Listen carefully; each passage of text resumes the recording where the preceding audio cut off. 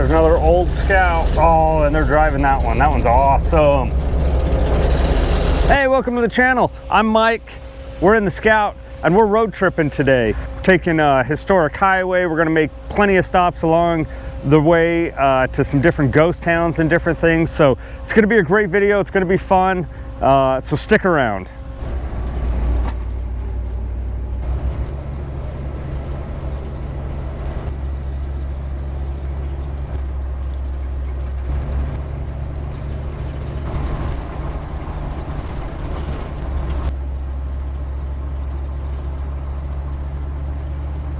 We're gonna buzz over to the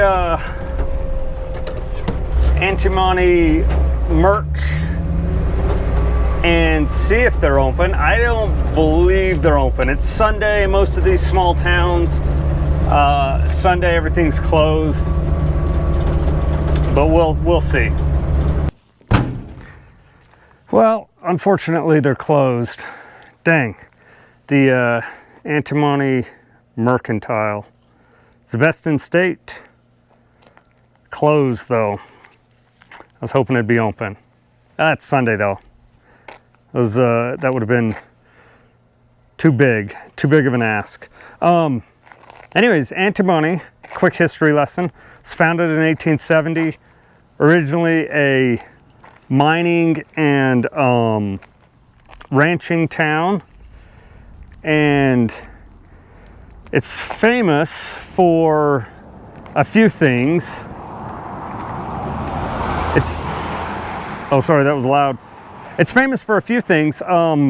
First off, it's famous for being known as kind of the last city in Utah, the last town in Utah to get electricity.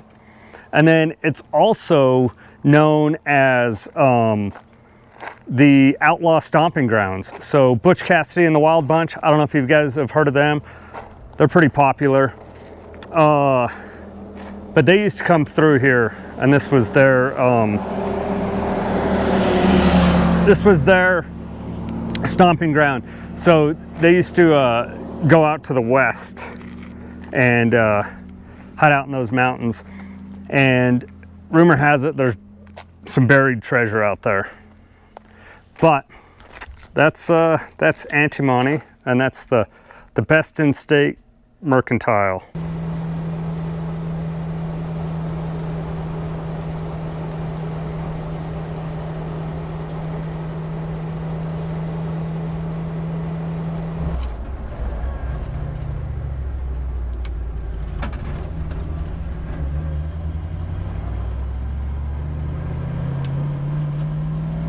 Next stop on the road trip today, you can see we are on the beach in the Scout. Look at that. This is Otter Creek reservoir, and it's actually just up the road from, is it Antimony? I think I spelled it wrong when I was like looking it up or when I was reading about it. It might be Antimony. I don't know, tell me. If you know how to say it, you know, tell me how to say it. But we're just up the road, maybe 4 miles up the road or something. But this is Otter Creek Reservoir. And the reason it's famous is, apparently, I'm not a fisherman, but apparently this is like a premier spot to come fish for trout, maybe some other fish, but it's supposedly like just amazing fishing down here. Another thing it's known for is it was let's fix this. It was built, the dam down here, down there, was built in 1897, 1900, something like that, or at least the construction of it was started.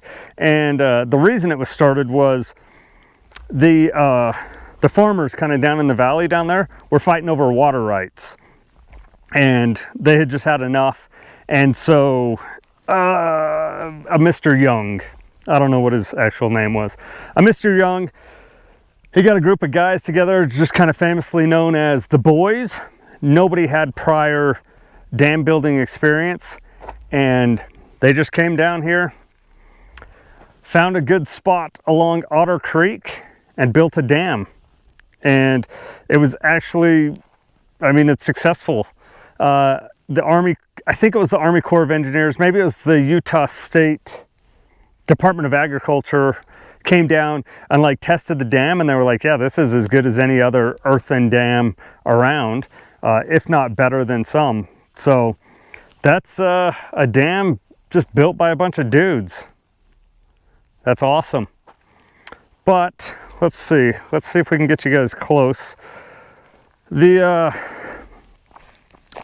lake is kind of, oh, not frozen right there.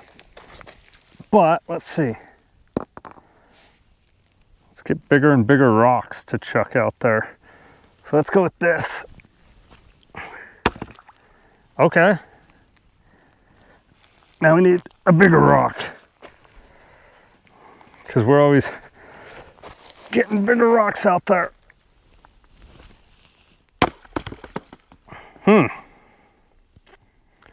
Okay. Wonder how far out. That looks pretty thick. I would not walk on it though.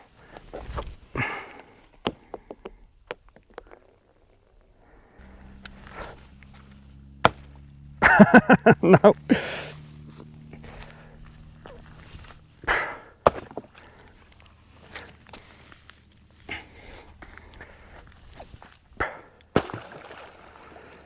Yeah.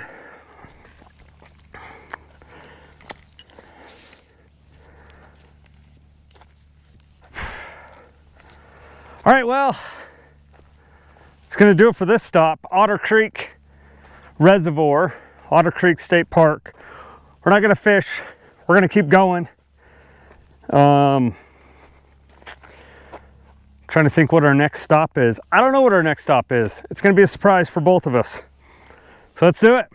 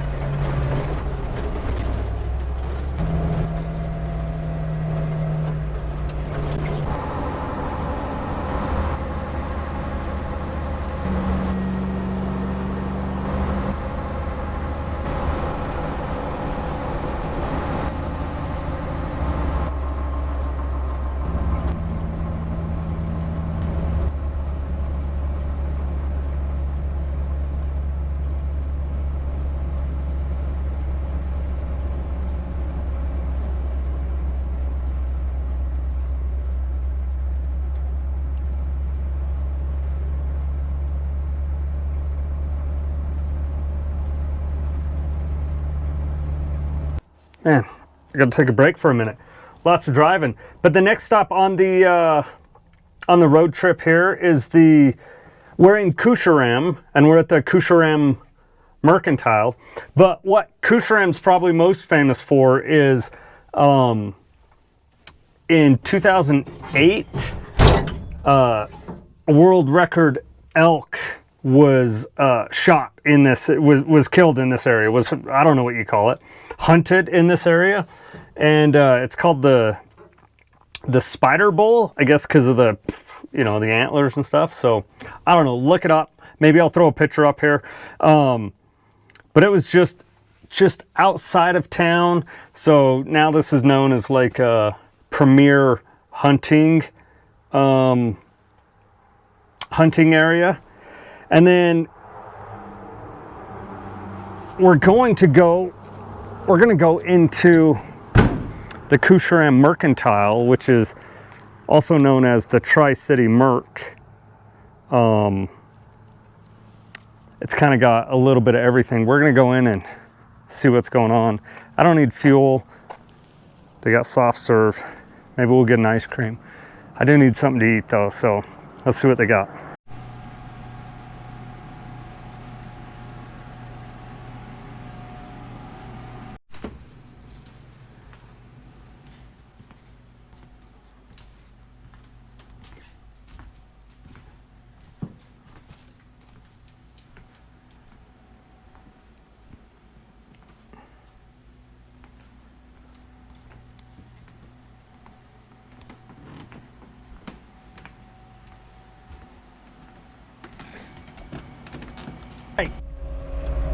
All right, the Grass Valley Merc Company is awesome. The Tri-City Mall, right? They got like old post office in there with P.O. boxes. You can drop your mail and stuff in there, which is super cool. They have a little town hall right here that we'll go look at real quick. Just kind of see how things are. But Koosharem, super cool. All right, the Koosharem Amusement Hall, built in 1914. This is pretty cool too.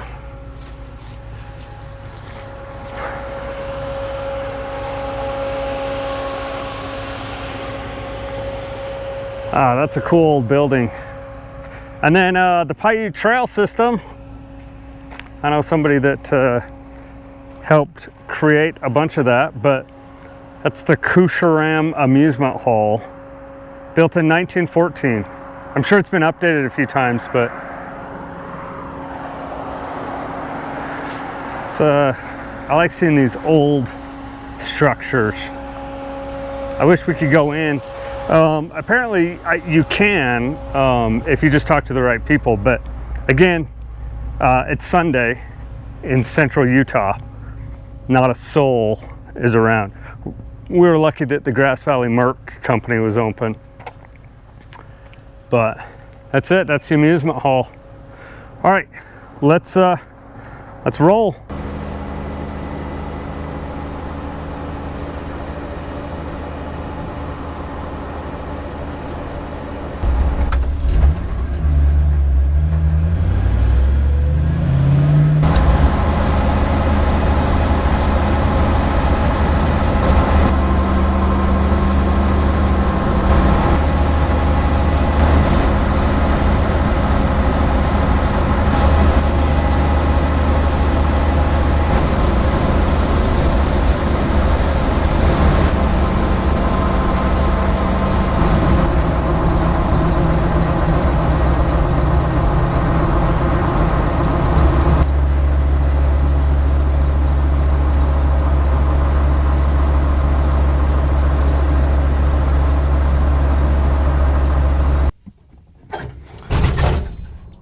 Well, we made it to our next stop, which was the town of Sigurd. We rolled right through Sigurd, but now we're at, this is called Vermilion. Whoops. It's called Vermilion, and we're at the Vermilion Cemetery. Vermilion is kind of an outcrop of Sigurd. Sigurd was, let's see, I think Sigurd was established in the late 1800s, 1870 or something like that. And it's called Sigurd because of like all the Danish and the Scandinavian people that settled in the area. And then it kind of exploded in population because of gypsum. Is that what's in drywall? Anyways, there's like a large gypsum deposit and gypsum mine. And so Sigurd exploded. Vermilion kind of stayed the same. It didn't really grow at all. I mean, they're both tiny towns, very tiny towns. I mean, I rolled through Sigurd in about 5 minutes, and Vermilion, I just turned because I was like, oh, I kind of want to go out by the cemetery, but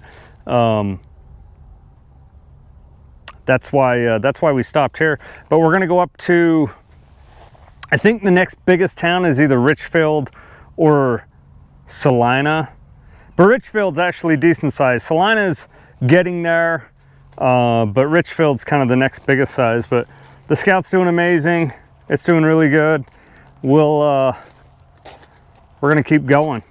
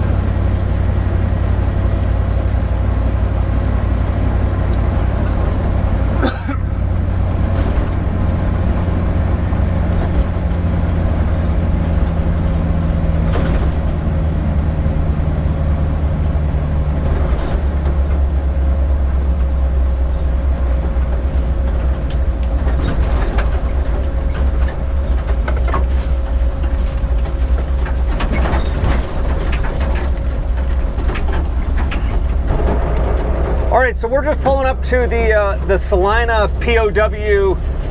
It's CCW. I'm not sure what CCC stands for, but it's the World War II POW camp, and it's where German soldiers in World War II were held. There's a museum and stuff, but obviously it's Sunday and everything's closed. This is the Salina Creek camp. Foxtrot 32, Company 479. Oh, Civilian Conservation Corps. That's what CCC stands for. So this was a POW camp during World War II, and it was for German military. They brought, that's pretty cool in there. They brought German military POWs all the way out here to Utah to this camp in about this same location. The museum's closed. It says by appointment only. Let's see, what do we got in here though? But I think we can just kind of look around a little bit. Oh, an old military truck. That's kind of cool. But the historical significance of this camp specifically is that it's the site of the largest massacre of POWs on U.S. soil, and it was obviously a mentally deranged guard here at the camp that massacred 9 German POWs. So yeah, that's why this place is significant. I mean, other than it's a POW camp, which is cool. Oh, they got an old Jeep in there. Man, we might have to come back. We might have to come back and actually tour this place, call and get an appointment. Let's walk down here and look at this Jeep. Maybe we can see some stuff we need to do to the MB. Camp Salina, that's what it says on the hood. Ah, that's pretty cool. All right, we're gonna keep heading. I think the next big city is Richfield. Look at that guard tower though, that's cool. With the machine gun. This is actually a pretty cool museum.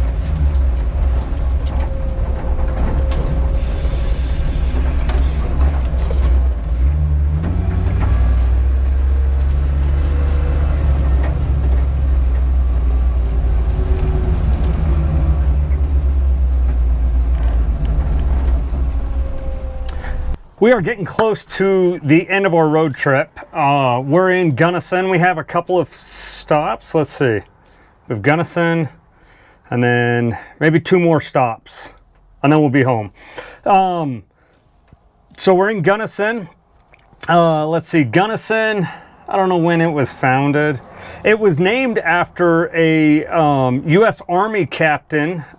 His name was Captain Gunnison, obviously, probably John C. Gunnison. But he was out here in the 1840s or 50s or something like that, I think, after the pioneers came across, so probably in the 1850s. He was out here, he surveyed the Great Salt Lake, and was making his way down here, and him and his group of army soldiers were ambushed by some Ute tribe members, and they were all killed. And so Gunnison is named after Captain Gunnison. So kind of a tragic story for the naming of Captain Gunnison, or Gunnison. Another fun fact about Gunnison is home to, I'm not sure if it's just called, people call it the Gunnison Prison, but I think it's the Central Utah Correction Facility. And it's actually directly up the road from me. We'll kind of go by it a little bit as we're heading out of town, but it's a large part of the community down here. A lot of people that live down here actually work at the prison, and the prison's kind of expanded. It's getting bigger, so yeah. There's one historic spot that I'm going to show you. All right, the historic thing that I want to show you is called the Casino Star Hotel. We're actually going to run across the street after this guy. It's actually called the Casino Star Theater, and it was built in I want to say like 1913, just a guess, 1913. But it's a historic Beaux Arts style theater, and they still play movies and live theater down here. So it's still run and operated. Kind of cool in there. But they are not having any showings today. No showings tonight. So, unfortunately, Hoppers, well, that's not in theaters till March 6th. I don't know what their schedule is. Let's see. Yeah, I don't really know what their schedule is. I guess you got to get online and look, but that's our stop. Let's keep rolling. All right, that's the Central Utah Correction Facility, right there, otherwise known as the Gunnison Prison. But that's the facility right there.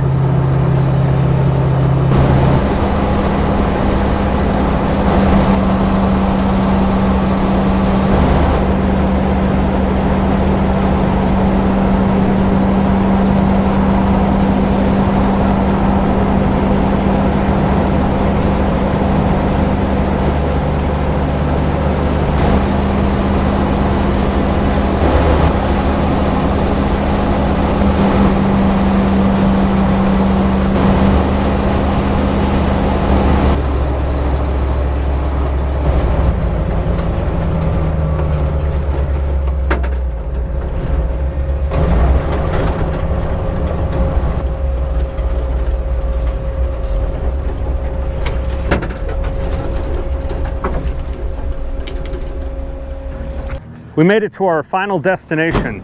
The shadows are getting long, as you can see. The shadows are getting long, which means it's about time for us to get on home. So, Scout's doing great. Oh, I left the lights on. No big deal.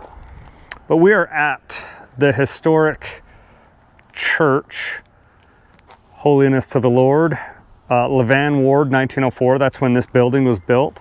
Levan was settled in 1868, I believe, and it is actually, well, so the reason for the name of Levan is it is the mathematical center of Utah, like the geographic mathematical center of Utah, and so they called it the Navel of Utah. And they just flipped that backwards. So navel spelled backwards is Levan. That's an old wives' tale. I don't think that's the real reason, but that's what they say. But yeah, originally called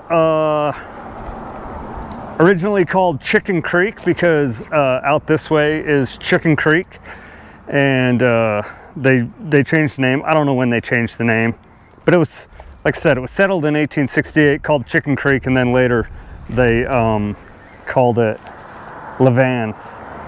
So yeah, this is the last official stop on our road trip.